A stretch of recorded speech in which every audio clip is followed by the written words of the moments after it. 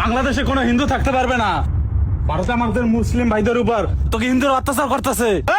এই হিন্দুকে ঘর বাড়ি সব জ্বালাই দেবো, তোকে সব হিন্দুকে দেশ ছাড়া করবো। হ্যাঁ এবার ঠিক আছে। কি দোষ আমাদের ঘর বাড়ি ভাঙতেছে? তোরা কি ভাবছস তোকে হিন্দুকে সহজে ছেড়ে দেবো? তোকে দেশ ছাড়া করবো। জন্ম থেকে এক কথা শুনতেছি, তুই হিন্দু, তোর বাংলাদেশে কোনো জায়গা নাই।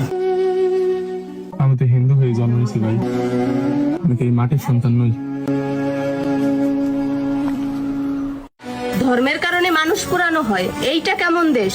একজন মুসলমান দোষ করলে কি সব মুসলমান দায়ী হয়? তাহলে একজন হিন্দুর জন্য আমরা কেন দায় নিতে যাব? আমরা তো কোনো অপরাধ করিনি, শুধু হিন্দু হয়ে জন্ম নিয়েছি। তাহলে আমাদের উপর এত অত্যাচার কেন? কেন?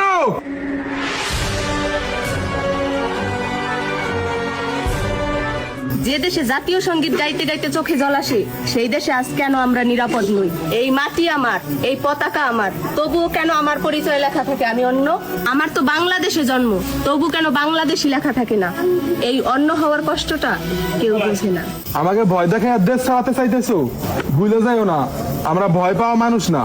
যারা ভাবে হিন্দু মানি দুর্বল, তারা হয়তো জানে না আমাদের বাংলাদেশের প্রতি অপরিসীম ভালোবাসা আছে, আর এই ভালোবাসা আমাদের লড়তে শেখায়।